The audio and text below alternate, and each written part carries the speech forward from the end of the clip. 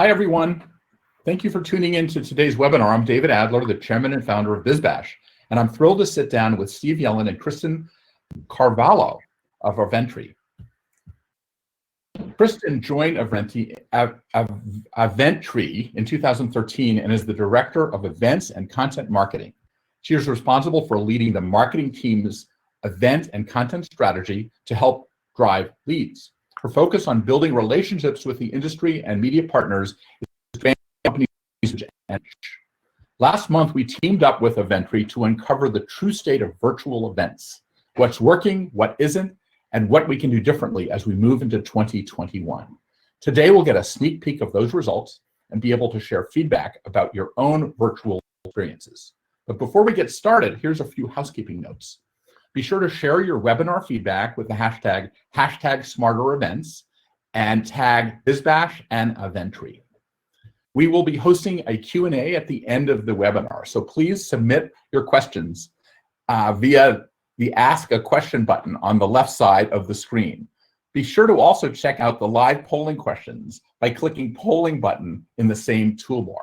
At the conclusion of the webinar, we'll be sending out a copy of the recording so that you can check back on everything we discussed today. So keep an eye on your inbox for the link to BizBash and Aventri's white paper, which we will outline all of these results.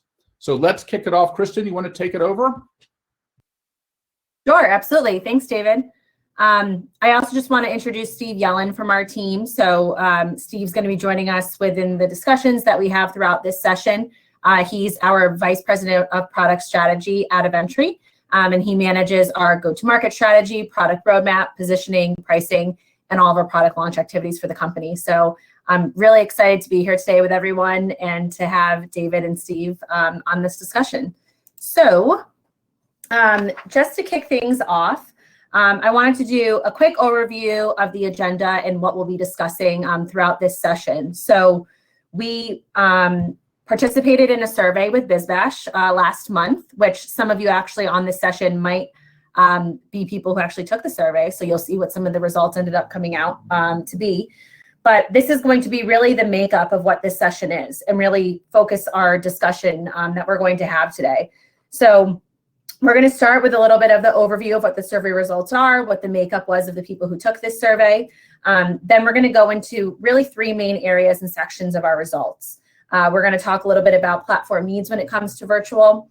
We're going to go into the ROI for virtual. So this can be around your exhibitors, your sponsors, your attendees, which is extremely important. And then we're going to talk about the feedback options that are available. Now, this survey was obviously to get a lot of information from people on what they were currently seeing within their virtual events and in the market.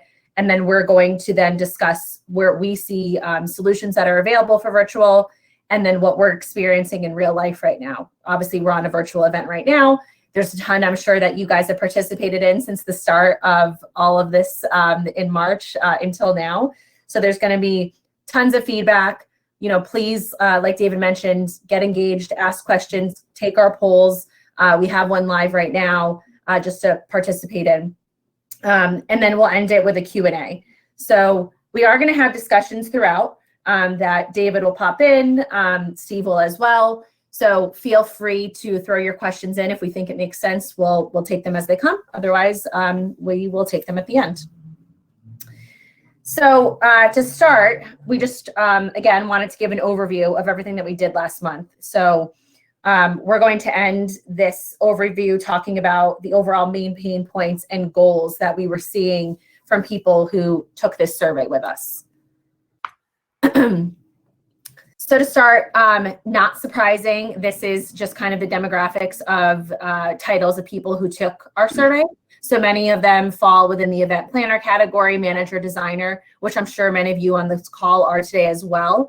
And then everything else is kind of broken up, you know, a little bit more evenly between suppliers, agencies, event marketers, or some other kind of admin or HR professional. So these are definitely people that are planning events when they probably were in person and now doing the convert over to virtual. So when we were looking at the type of events, people could choose multiple options for this.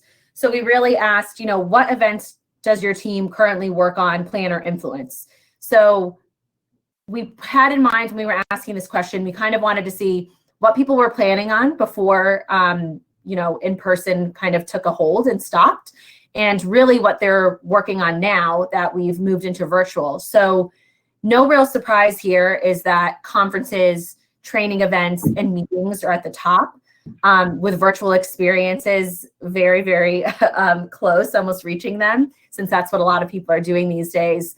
And then trade shows kind of fall after. So I think a good sign of this is that basically everything that's probably in those top 5 are things that are really easy to convert and move over virtual. So we know that while I think it was a big shock at the start of the pandemic that our industry kind of shut down, it's nice to see that many of these people were able to take a pivot and still focus on their events and move them into a virtual environment. So throughout this session, we'll be sure to give you some more tips and strategies and tools for moving some of these events forward. And then we kind of wanted to see what the budget looked like. And this is an extremely important question right now, because once we moved virtual, people probably didn't have a solution or a provider to work with to take their events there. They may have already been working with an event management platform. Maybe they had a webinar solution. Maybe they were already using a meeting solution, something like a Zoom. But they probably didn't have something in their budget set aside to plan these virtual events. So this is a 2019 average budget. Now, what I think is important to note, while you see majority of people fall under that 100K mark for what their events budget looked like, you could probably already reduce this by at least 10% for what budget changed once 2020 hit after March. I know many people that I've spoken to that are in the event space, their budgets had to take a cut just because business was down, events weren't happening, they weren't getting that revenue back in. So it's kind of interesting to see, with this in mind, really where people kind of are focusing their efforts. So we'll go to the next slide. And this is just kind of looking at the average events that people are planning per year. Now, again, this isn't super surprising. I would say one thing also to take in mind is probably converting these events to virtual. I don't think that the people who are probably in that 33% of planning 6 to 20 events per year probably converted all those events to virtual. Some of those might have had to put on hold. They were probably postponing, hoping we were going to go back to hybrid, potentially a smaller in-person meeting, but they probably had to pivot and change really quickly. What we're seeing at Aventri with our customers is that many people are severely reducing the events that they are hosting, at least for 2020. Probably on that smaller side, so maybe less than 10, so maybe in that fewer to 6 range. But still, now that virtual, I think people are getting a better hold on it. You guys are taking a step by participating in this presentation with us and trying to learn new skills. We'll probably see that go back up once we go into 2021 and people have a better grasp on their virtual experiences. So those were kind of the demographics that we wanted to go through. One thing that I do want to direct your attention to now is another poll that we're going to have live. So if you go to either your Live Now section in your navigation bar, or if you click that polling tab, you should see 2 polls live. The one that we would like you to take right now is, which one of these pain points are you most challenged with when it comes to your virtual events? Too many platforms, lack of attendee engagement, justifying sponsor and exhibitor ROI, or budget challenges due to COVID. So if you guys could take a few minutes right now, head over to that polling section, vote now, click vote now, take that, take that question, and then we're going to have kind of a little discussion around this, just seeing really, what the biggest pain points are that you guys are seeing, and really how we can facilitate and help. Because this is what we were seeing coming out of our survey results. So we want to see really how we can better position our discussion later on in this session. So David, Steve, I don't know if you have any comments right now, I guess, while we're waiting for people to kind of come in and take some of these polls. Steve, you want to go first? Sure. I think it'll be interesting to see the results, simply because I think a lot of people have a lot of these problems, and we only are letting them pick one. So it'll be interesting to see what their biggest problem is, but some of these problems are really across any type of event. Some are going to be probably more prevalent based on the type of event you're having. So I'm really looking forward to seeing the results. I think I can attest to All of them. The biggest budget challenge one is interesting because what I'm finding is that people that think that it's going to be cheaper have a bit of a rude awakening because in order to do these well, many people are paying more money for them because they're now getting into the production business and the television business in many cases. And so there's all sorts of new ways of thinking about it that change, your perception of value. And I think we're seeing a lot of that. I do believe that the biggest problem, yes, too many platforms, that's kind of a given. But once you get on these, if you don't feel like you're engaged, then you lose people because our attention spans are even worse than they've ever been. And I think that the holy grail of the future is going to be digitizing the engagement piece. When you go into a session and there's a guy named Adrian Sager who does the unconferences, and he has this whole book about how do you engage people, how do you be a I call it a collaboration artist, and he has all these techniques that people use when they're in a room, but they haven't been actually put onto a digital platform yet. And I think that that's still part of the next wave of enhancements. Yeah, I agree. I think lack of attendee engagement is huge. I mean, just being at home, you have so many additional distractions. In person, you had to worry about somebody sitting on their phone, right? If you were in a session. But when you're virtual, you have to worry about somebody having their computer up, a phone call, someone at the door, a TV on, kids, dogs, whatever. So having something I think that constantly keeps people engaged is huge. That's definitely like the biggest thing that I agree that, we could be seeing. Yeah, and don't forget, I'm doing, hours a day. Yeah, but like I heard the horror stories of people on Zoom 8 hours a day. It's really a problem. The interesting thing about engagement, though, is even though there's more challenges to keep people engaged, there's also more opportunity to capture that engagement because everything is digital. So it's interesting. If you really, you'll see as we get to more of the presentation, to me, a lot of this comes down to thinking about your objectives, planning things out very well, and just thinking through how you're going to achieve these goals. We'll talk about that more as we move through. Yeah, exactly. I'm going to move over to the next slide right now. We still kind of just gather those results up and kind of go into really what now the goals are going to be for these people. And it's kind of what we discussed, right? It's around improving engagement, tracking all aspects of attendee and partner interactions, finding ways to work smarter for these events, because budgets are huge. You want to have a team behind you that kind of knows what they're doing. And I think one thing that some people don't think about either is, a lot of us that are event planners maybe weren't planning these virtual events. Maybe their marketing teams were handling it, before, or somebody else in their organization. So this is totally new. So you're right, David, the money that's going to come from finding these in-house experts to work with you on these platforms, I think is going to be extremely important when it comes to kind of the goals of what our event planners are looking for today for virtual. Yeah. One of the things, can I just rag on something? Yeah. Make it if everybody agrees with me. Okay. As an event organizer, sometimes I go in and I see the people that work for me don't ever go into any of this session. And they're out in the hallway because they're worried about the next logistical thing. Now, because engagement is so important, you have to listen to the sessions and figure out what's wrong and what's not. So you actually learn a lot as a part of the organization. Before we sort of said, okay, your job is engagement in these sessions.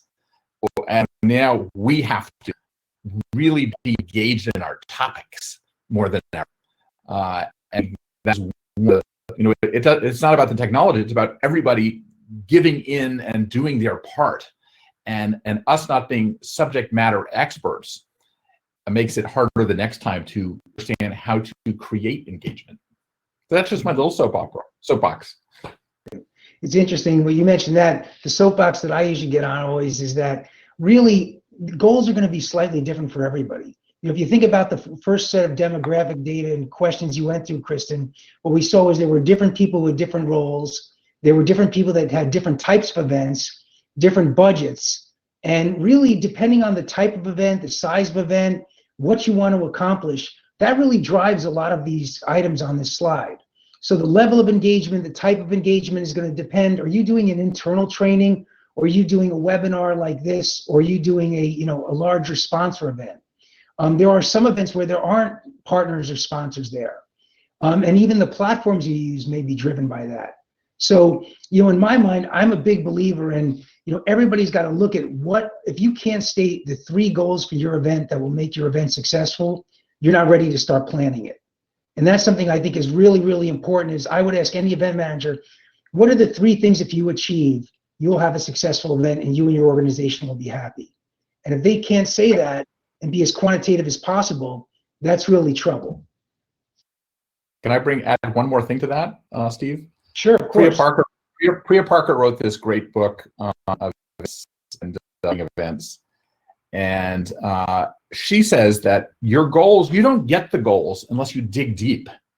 That usually the first blush goals aren't the goals. And so it's asking questions to get to the deeper goals so that you can really quantify them. So I totally agree that goals are the important thing, but sometimes the goals are a little less obvious. Yeah, that's true. That's true. And it sounds like from our survey, the lack of engagements really jumped to the top from what it looks like. Over half the people said that. Yeah, exactly. A lack of attendee engagement seems to be the big thing for everyone on this session too, when it comes to really what the main pain points that you're experiencing within your virtual events. So hopefully we can kind of get to that, I think, when we discuss the feedback portion of this survey, which is a little bit later on. So let me move on to some of the other survey results that we're seeing. So we can dive a little bit more deeper into these discussions as well. So what we asked people here was we were kind of looking at the amount of events that people were planning when it came to pre-COVID. So their plan for 2020, really what their plan originally was at the start of this year, like we all had. And then what the current plan is now in 2020. So we asked this about a month ago, and then really going into what's being planned for 2021. So the dark blue that you see on the screen is going to be everything that was planned pre-COVID. And the light blue is everything that's kind of planned for, right now and beyond. So obviously there's a huge change and a shift in the amount of events that people are planning. I think it's interesting, even on some of those higher ones at the end. So more than 200 events that they're planning, more than 100 events that they're planning, those numbers slightly went up, which I think is an interesting point because it might be now that people have more time, that they don't have to plan these big, they don't have to get a venue, you don't have to plan your T&E for your team to kind of go in person, that they're having more of these virtual events. So I think even back to, I know attendee engagement was the big pain point that all of our people on here had. But I think it's important also to think about the solutions and tools that you're using, because if you're planning that many events, you really need an expert team behind you, I think, to help facilitate those. But it's nice to see, I think, that everybody falls in that mark of where we were kind of expecting, that 6 to 20, 21 to 50 kind of events. And these are events that we're considering being larger than just a standard webinar. So these are probably events that have multiple sessions and things that are going on. And then we were really looking at the tech tools. So we asked this before, are people using multiple different platforms for their virtual or hybrid events? Now, I've myself been an attendee at a lot of virtual events recently, working on the marketing team, working on the event side of things. So I've experienced this myself. A lot of virtual events I'm seeing today have at least 2 to 3, different tech platforms that they're using. And I think we'll probably go into this later, but I'm curious, David and Steve, really what you take from this. Obviously, we're a little bit biased at Aventri because we are a platform that has virtual events and things like that. But I'm I'm curious what you guys think about using multiple solutions and tools for an event, for a virtual experience, and what really how that's going to change the attendees' experience that they're having during kind of a virtual event. You want to go first?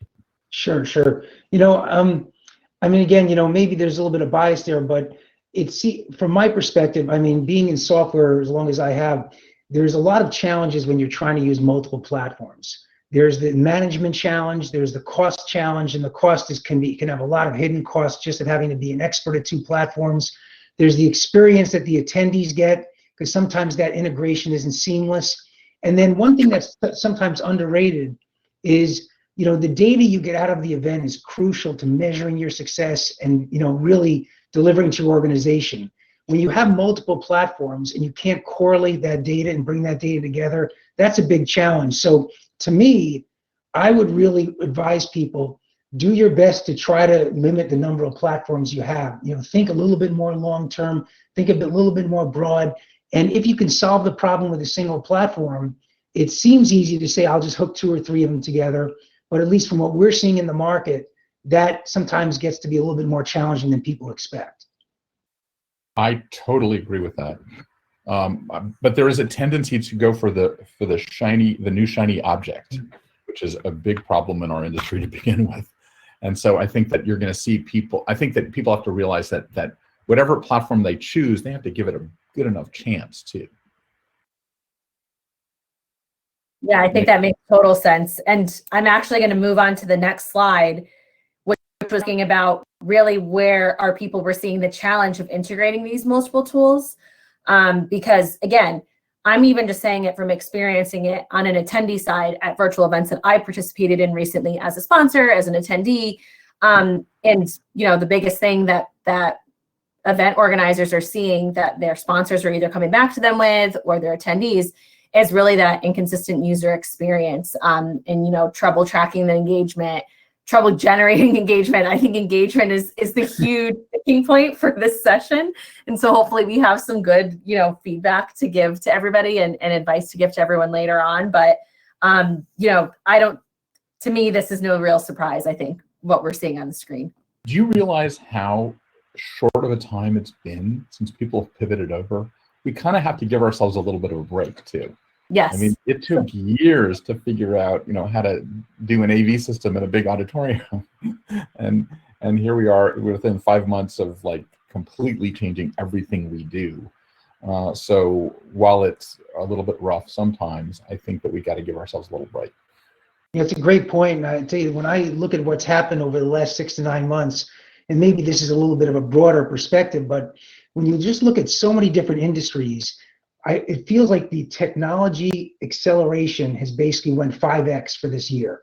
And that there's certain industries, whether it's the working at home industry or anything that's kind of gone online, it might have normally taken 3 to 5 years to get there, but we've gotten there already, and we're probably never going to go back fully.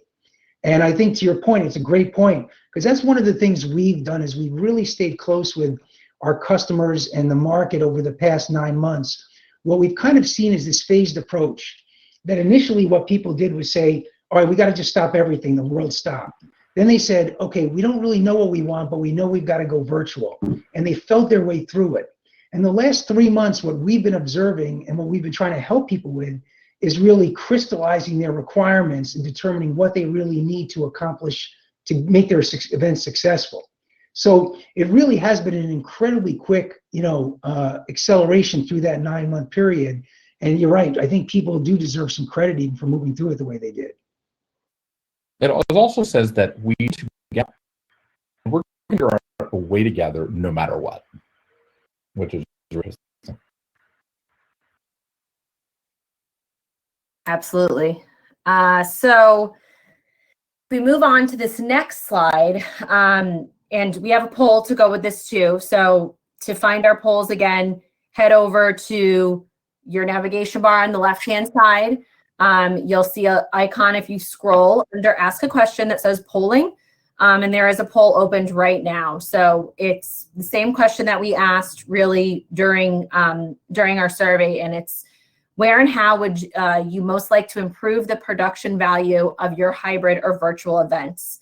And the options were around better presentation of contents and speakers, better audio voting quality, better ROI delivery for exhibitors and sponsors, branding capabilities, more extensive attendee engagement tools, streaming and recording presentations. So if you guys go over to the polling area, hit vote now, you should be able to put everything in for that poll. And you can, then we'll kind of go through and discuss the results. But again, I don't think this is, you know, really a big surprise really when it comes to improving the production value around these events. Engagement again is big and key here, but I think we do exactly like you guys were saying before, we need to think about that there is a learning curve for a lot of us on here. One of the things I remember when I joined this industry, you know, years ago was that planners hate change. It's hard to kind of change things and have a whole new environment and a new setup for things. You know, we get used to things. We have a nice process. We have a good way of run of show, and we have to switch things around. So I think that is important to think about when it comes to kind of the production value for these events. A lot of them are new solutions that are being created and that we're going through. So we're trying to find, I think, new ways to go about this. But I don't know if you guys have any other comments before we kind of go through the poll results. You know, one of the things I would say is that whenever I'm on a webinar, even like this, I study that platform like you wouldn't believe. I learned so much by just looking at it very consciously and seeing what is done well, what you could work on. And because every time, I mean, you guys have thought about this a lot. And so you know what your customers want. Many of these platforms are written by technology people alone, and they don't understand how events work. And what I like about this platform is that you are using your learning from your customers to create this experience that seems to really make sense. Yeah, you know, and look, it's a great point you bring up. It's one thing we strive to do. I mean, it's really important to stay close to your customers. And, you know, one of the things we learned is you do that no matter what when you're trying to build good products. But when you're moving through a time as, you know, kind of fast as we were doing with so much change, I mean, the feedback you got in 1 month changes a month later. So it was really, really important to not only listen a lot, but also to be able to react, and agility was key over the last 6 months or so.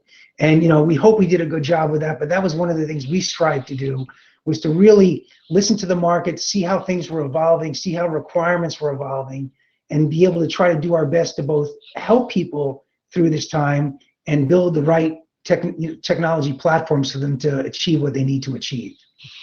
Were you able to pinpoint some of the things that were like the trend of the moment that didn't pan out?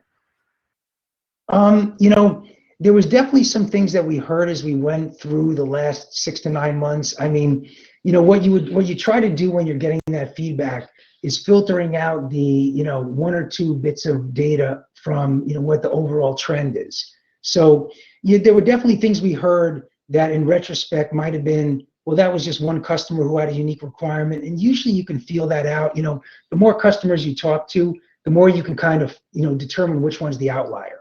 So that's something we've tried to do. You know, we've listened to people, and, you know, hopefully we make the best calls we can with that.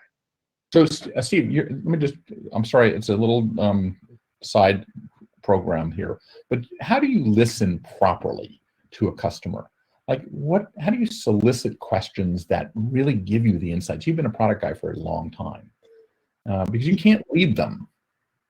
Yeah, you know, well, a lot of times, you know, what it is it's really just honestly sitting on calls where people are telling us what they want to accomplish. So I think one thing I think you try to get good at over time is, opposed to listening to the specific words and requests and potentially features people are asking for, you try to understand the underlying requirement, what they're trying to, their goals are, what they're trying to achieve. Because sometimes there's a better way to help them achieve their goals. So usually what we're trying to do is listen to them and say, you know, when they say they want to do polling in a certain way, what we really are hearing sometimes is, well, they want a certain level of engagement. And there may be a better way to do that than polling with surveys, pre-surveys, post-surveys, or something else. So it's a little bit of an art, I would say, but it is something that we try to get, you know, we try to work at by really the main thing, and you hit the word perfectly, listening. It's really listening, not leading people and not going in with biases.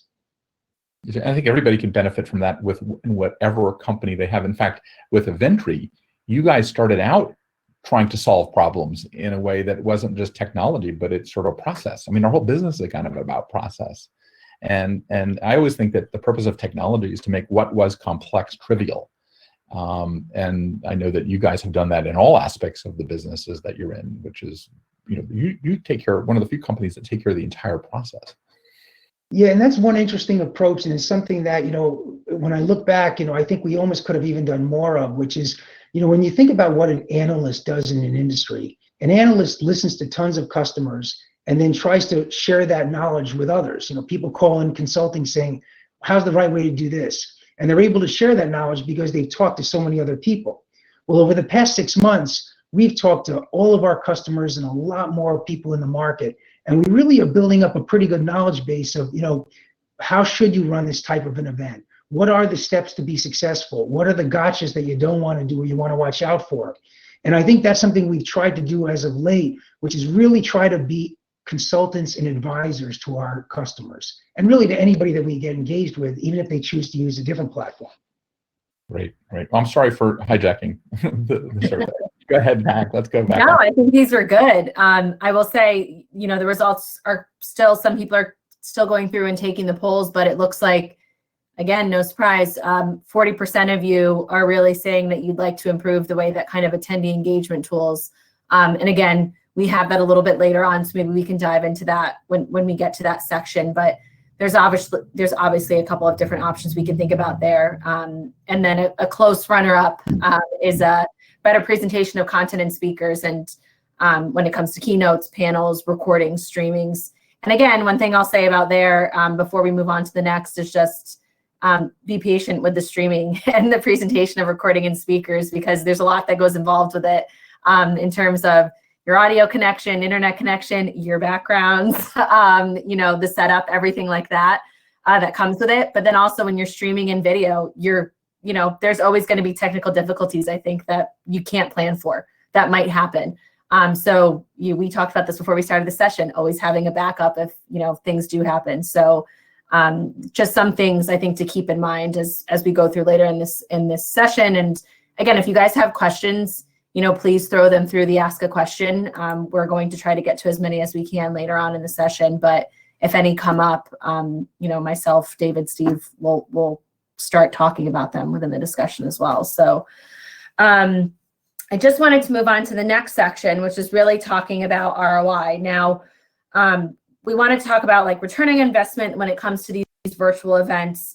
I think now more than ever, it's extremely important because this is probably a line item that your company wasn't originally budgeting for.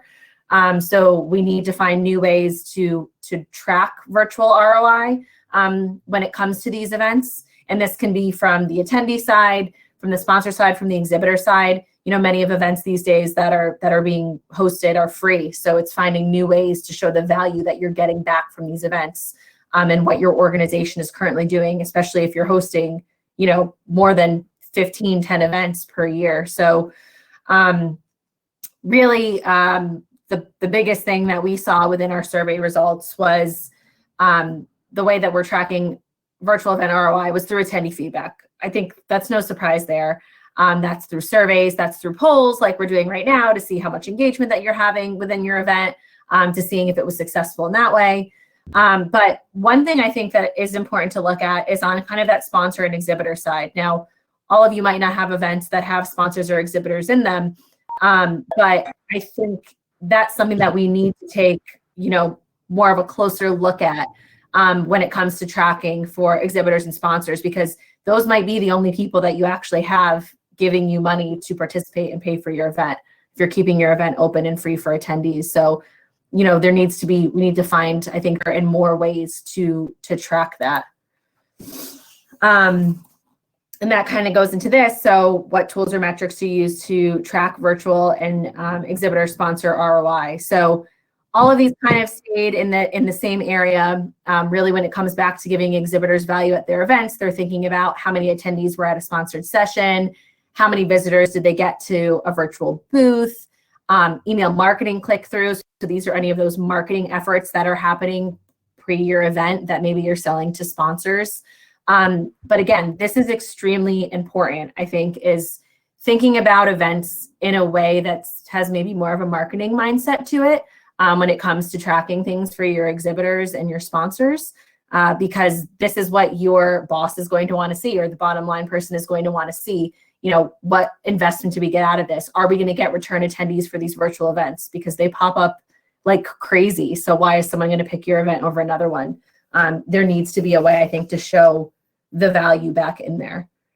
And that kind of leads to our challenges for providing ROI. So what's the biggest challenge that a lot of our survey takers were seeing when it came to providing anything back to them? So engagement between sponsors and exhibitors is a huge challenge, and it shows that I think people are trying to find new ways to drive attendees into these exhibitor and sponsor areas. So I don't know if there's anything else that David, Steve, that we want to kind of discuss in this kind of slide in this area. You want to go, Dave? You can go first. Okay, this is the hardest question. I'm giving it to you first. The way I think about this stuff, my background's in marketing, and the way I think about this is ultimately what sponsors really want to measure is intent. They want to measure who was interested in what I had to offer, who engaged with me more. So the one thing I'd say here is, if you look at that, one of the biggest wedges there in the pie, our platform doesn't offer exhibitor opportunities or sponsor opportunities. I would be surprised if every platform doesn't offer something, because if you look at the different levels of engagement, to me, it starts from assuming you have sessions and you have sponsor sessions, which is usually pretty basic functionality. Did somebody register for that session? Did they attend the session? How long did they stay in that session? Did they participate? When you get to kind of ratcheting it up a level, do you have the capability for a one-on-one interaction with the sponsor, whether it's a breakout from one of those sessions or a virtual booth? Can you capture leads? So each one of those are a different level of intent that an attendee is basically expressing for a sponsor. And the more you can do to capture that, and again, as we talked about earlier, David, digitally, you do have more opportunities to capture that. I think, thinking through how you can measure that and then, so to speak, grade the leads, because it's really not that different from somebody you engage on your website. Yeah, but what's interesting about this slide is it to the value of face-to-face, ultimately, that we are having trouble duplicating experience. You don't get goosebumps many times when you're in a virtual event. When you go to a face-to-face event, you actually feel it. The whole Maya Angelou feeling, how do you translate that to digital? And I think that could be coming, but I don't think this shows the gap. This shows that we've got a long way to go. We're in the brick phone age. Remember the brick? I'm sure that Kristen doesn't remember, but I remember the $2,000 mobile phone in our head that was, oh my God, I can hear somebody. So I think that a lot of these things are going to be worked on. I think the world of hybrid is going to change dramatically. I mean, I was just on an interview with a group that talked about how hybrid is not going to be about turning on a virtual camera. It's about integrating the virtual audience with the on-site audience to break what they call the fifth wall. And how do you match up, a virtual attendee with an actual face-to-face attendee? And one of the solutions was that you walk into an event and you see a bunch of iPads, and you pick one up and you actually go around with the person. That's the way you're going to do it. I mean, a lot of these things have to be worked on, and I think that the combination of a digital person with a face-to-face person, I think we can solve some of these problems. But I see them it's like almost a blinding glimpse of the obvious. These are problems right now. Yeah, absolutely. And I think I think you hit the nail on the head, is that I even remember a few years ago, 5-6 years ago, attending an event in Europe where they already were having a hybrid experience. And I was presenting a session and we had an engaging part, and they said, how are you going to get the people that are online engaged, within these group environments that you have? And I was like, I didn't even think about it. I was like, crap, I didn't know that this was going to be something that had to be thought of. So it's definitely, I think, different ways that we have to think. But I also think on the way of trying to get attendees to engage more with sponsors and exhibitors in the virtual arena, while it's not the same experience that you're going to have in person, I think you don't want to throw away all of the options that you could give to exhibitors or sponsors from a live experience to a virtual experience. Like, something that I haven't seen happen in a lot of the virtual events that I participated in so far is that I remember happening at those in-person events that I would attend once upon a time, was sometimes sponsors would introduce sessions. So for like keynote speakers or, even breakout sessions, they would do kind of a little spiel on who the speaker was going to be, present to them, have some time to talk about whatever their company was, show a video, something like that. That's something that gives sponsors some more visibility. That's not them paying for, a $5,000, $10,000 speaking session, but they're able to do something a little bit smaller that gets them some visibility at these events, because I think that's a big thing. And those are your moneymakers that you're going to want them to, to find value in your event in some way. So I think it's not throwing everything that was in person out the window when it goes to virtual either. One of the things you said that was really interesting is you said smaller. And I believe, like, I've been doing, before all of the events that I do for BizBash, is I've been doing these Jeffersonian dinner parties where you bring 12 people into a room and I facilitate a conversation that gets so intimate that people can't help but connect with each other. I do believe you can do that virtually, because when you're engaging, like our conversation, I could like have a dinner party with you guys for like an hour and a half, and we learn so much and get to know each other really well. That is kind of not what is that is what needs to be happening between sponsors and attendees if they can find a sweet spot. It's not about hawking their wares. It's about connecting and creating relationships. Like, even the way we start off a Jeffersonian style dinner party is we talk about me, then we talk about we, and then we talk about us. So when we talk about we, I ask the question, what was your first job and what did you learn from it? And all of a sudden, everybody that worked at Baskin Robbins, who is now the president of a big company, learned about commercial. I learned, hating Rocky Road ice cream. I mean, they learn about things, and it connects people in ways that I don't think we're doing in a good way by lack of. We have bad facilitation in many cases. So it's really not the hardware; it's the software that we're having problems with. I don't know if that makes sense. No, it definitely does. Absolutely.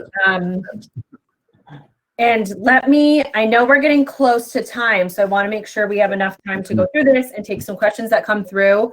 As a reminder, we are presenting on survey results of a survey that we did back in November, but we are asking you all to participate live as we're going through this as well, to get kind of more results that we can add in and better align our discussion. So again, look over on that side navigation bar that's on the left-hand side, click on polling, participate in the polls. You'll see the results, the live results pop up from all of you that are on this session with us today and being able to kind of get involved. So now I want to go to the big part that everybody's been talking about today, which is around feedback trends. So really what we're seeing coming around virtual events, which it seems like everybody is asking more about engagement. So when it comes to, do you use open chat feeds, threads during virtual events? We're talking about having these smaller, more intimate virtual experiences where you can talk to people, but what about these larger presentation sessions? So really, what are people using?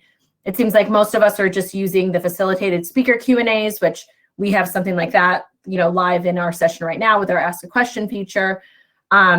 More people are trying to encourage conversations among attendees. They're trying to find more collaborative brainstorming session ideas. So those are probably those breakouts that you want to add in.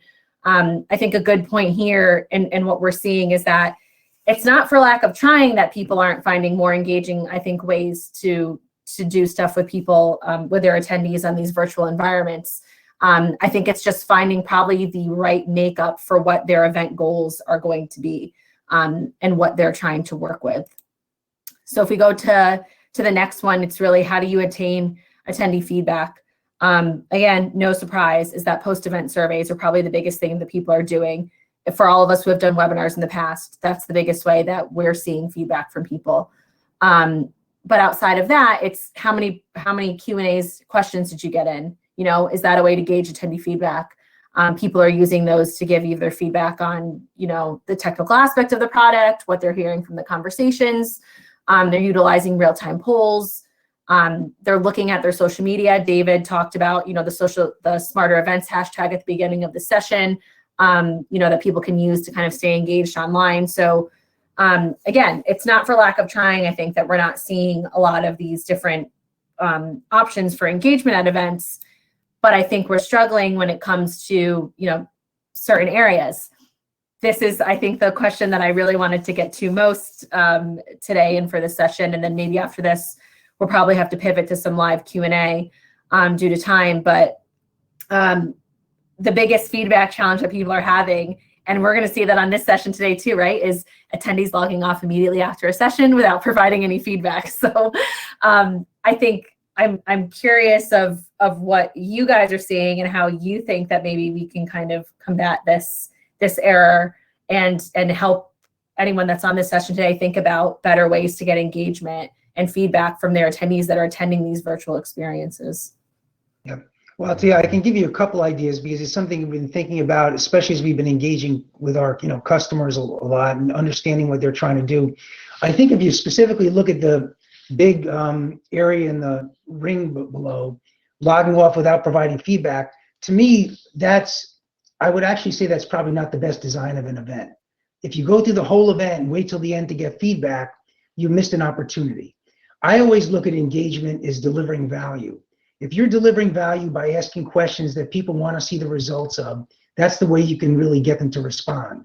And just a couple of comments that I had written down really for things like feedback are, one, don't think attendee engagement is only during the event. It's a journey. It's before the event, it's during the event, it's after the event. It's every touch point you have. So in other words, you can ask questions and do surveys before the event and say, we're going to present all the results of these surveys, just like we did today during the event, and you'll hear what all your peers are thinking about, right? That's going to get people to come to attend the session. If you engage people through the session in a way that makes sense and adds value to them, you'll keep them engaged during it. And the same thing's true afterwards. And there's a lot of different vehicles for that. As you talked about, polls, activity feeds, questions and answers, chats. Some of the things that even aren't thought about as much is sometimes you can control even your status or emoji. You can put a little thumbs up, thumbs down during the event. That's still a level of engagement. Rating the session, rating the speakers, right? That's another touch point that people have. So all of that's important. And then just lastly, because I know we don't have too much time, people don't even think about the content they present and the speakers they get.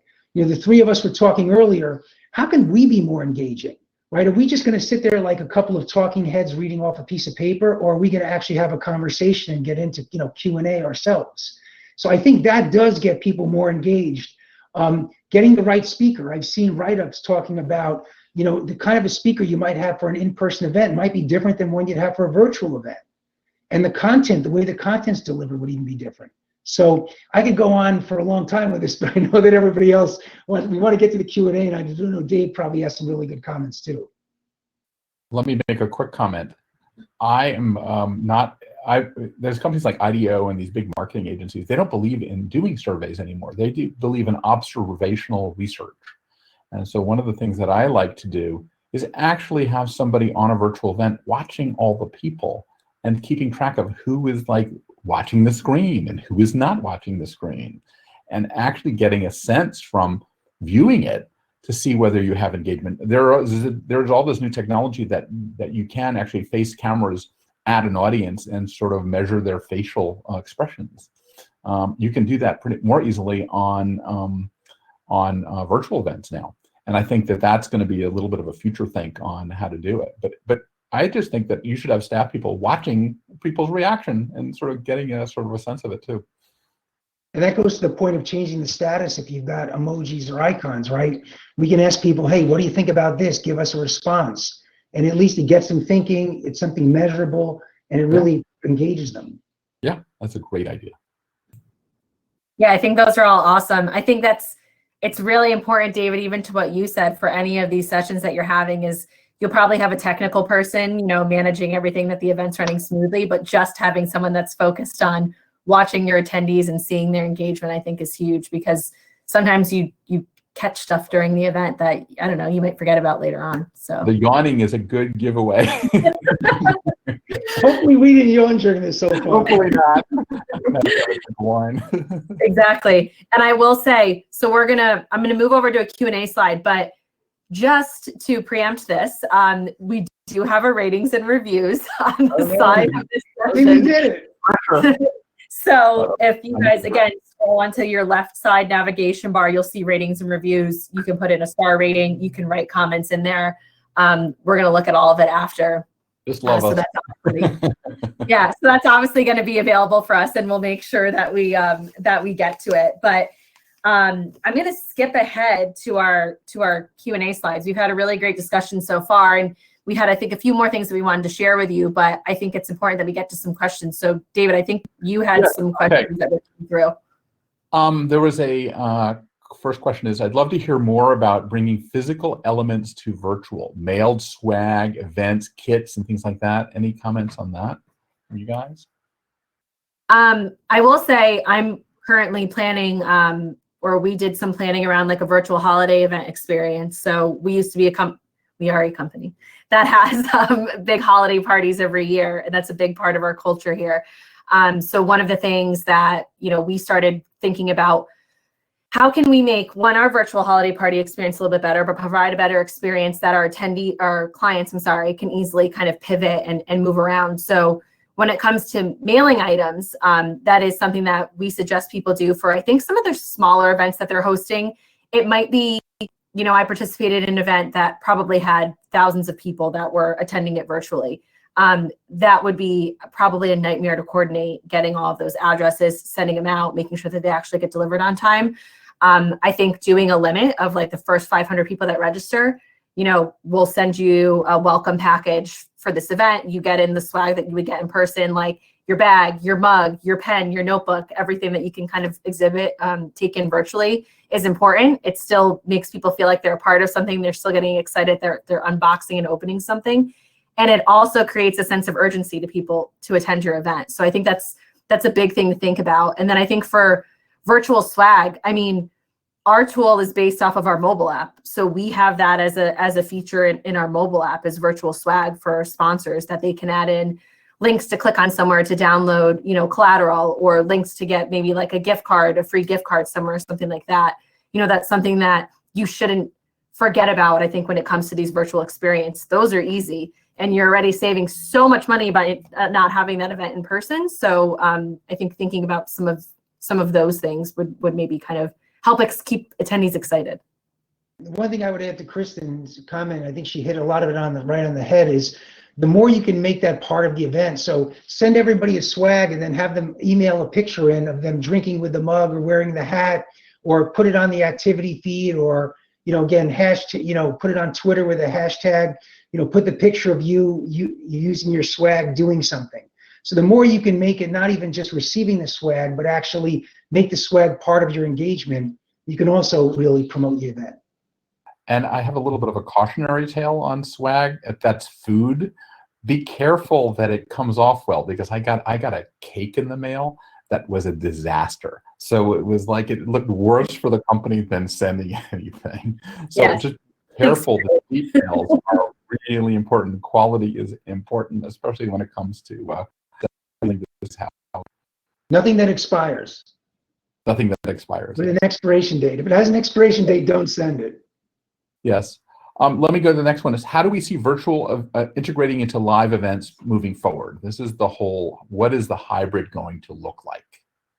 It's a great question, and it's something we've thought a lot about, because one of the things that we feel is very important is, we know the world is going to go back to hybrid soon. I don't know if anybody has an exact crystal ball, but it probably is going to happen sometime in 2021. The world will start going back to hybrid, and then mostly back to in-person with a virtual component. To me, the key thing is, and I think you hit this earlier, the experience that people have, whether they're around the world or in person, should try to be as similar as possible, and you should be able to engage virtual attendees with in-person attendees. And trying to make that seamless experience really will be critical, because even when the world goes back to almost fully in person, there's going to be budgetary reasons, travel reasons, or even health reasons why certain people can't come out to an event. And making that experience, as singular as possible is going to be important. And I would say, as you look at vendors that are now selling a virtual solution, ask the question of them of what they're going to have when you start getting back to hybrid. Because it's not going to be that far before you start thinking about your first hybrid event. And that goes to the whole multiple platforms question that we asked earlier. You don't want to be buying a separate platform for your in-person event and a separate platform for the virtual component. That's one of the greatest advantages of what you guys do, because you do both, and most people are just focusing on one or the other, which I think is really, really critical differentiator for you guys. And it's something we did try to do when we did bring our virtual product to market. Is we didn't say, let's build a virtual product. We said, let's add a virtual component on top of our event management system that we have today, our platform. And that hopefully will, give our customers really key advantages when the world starts going more hybrid. Right. One other thing I found out about in terms of hybrid is that you just can't turn the camera on. That people are going to be looking for more highly produced keynotes and certain moments as opposed to the entire thing. Because you want to create the FOMO of getting people to want to come in person eventually. But at the same time, you don't want to just have a very cursory look at everything. The great keynote with a really impactful message is going to be more valuable for a half an hour or 45 minutes than a full day event in many cases. That's what I hear. Let's do one more question. Is there such a thing as too much engagement? Can you overwhelm attendees with too many options and it backfires? Can I just say yes? Good, go ahead. I was going to say yes. I think sometimes it's like, I've heard people talk about like screen fatigue, or we were talking about like Zoom burnout, stuff like that. Yes, I think you can give people too many options. And I think that even goes back to when we were talking about multiple solutions and tools. You could have a mobile app for virtual, you could have polls, you could have pulse checks, you could have cameras on, and it could be. I think the problem is I think you might not know what it is until you test it out and you see the feedback you get from people. And then I think it's something that you learn later on. And I think that's what, David, you talked about it earlier, like we have to give this some time. We just pivoted over, we just switched over. So I think we're still learning things as we're going on. But I've even seen from like case studies that I've done with customers recently that have hosted virtual events, like they're learning, they started slow. They just did Q&A. And they're like, we saw all the other features that you guys had, but we didn't want to make them active yet because we needed to see what our audience could handle. And then, they're making a change for their future events. So I don't know, Steve, if you have anything else to add, if you also agree that, yes, you could do too much. Yeah. Well, I'll tell you, you guys are so strong, I can't disagree now, but I don't think I would disagree anyway. I look at it as like anything when you're using marketing channels or marketing reach, right? You can overwhelm people and dilute your message. So the thing is, if I'm really trying to get a certain feedback from somebody and I ask it 17 different ways, all I'm going to do is basically flood everything out and not get anything valuable. And I'm also going to overwhelm the attendees. So, the only thing I'd say, just being a purist, is if you were truly giving people value in every one of those touch points, you're probably not going to overwhelm them and have too much.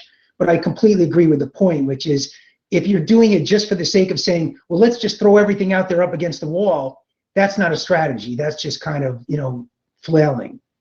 Wouldn't look at events, how important the white space is, how important the hallway is, how important not to overschedule, and not to have the CEO, talk about everything for 2 hours.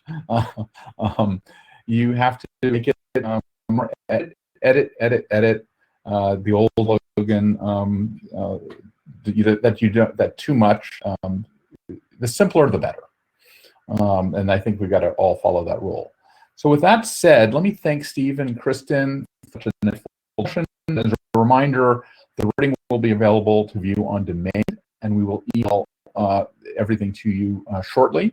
Don't forget to keep an eye on your inbox. We're going to get a link to an upcoming white paper uncovering more insights on our survey and today's discussion. I think it's going to be really critical, and it's going to be must reading for everybody that wants to keep one step ahead, because that's as much as we can do right now, I believe. So thank you for joining us, and we hope to see you another time. Thank you. Thanks, Dave. It was a pleasure. Yeah, Thank thanks you. everyone. Thanks, guys.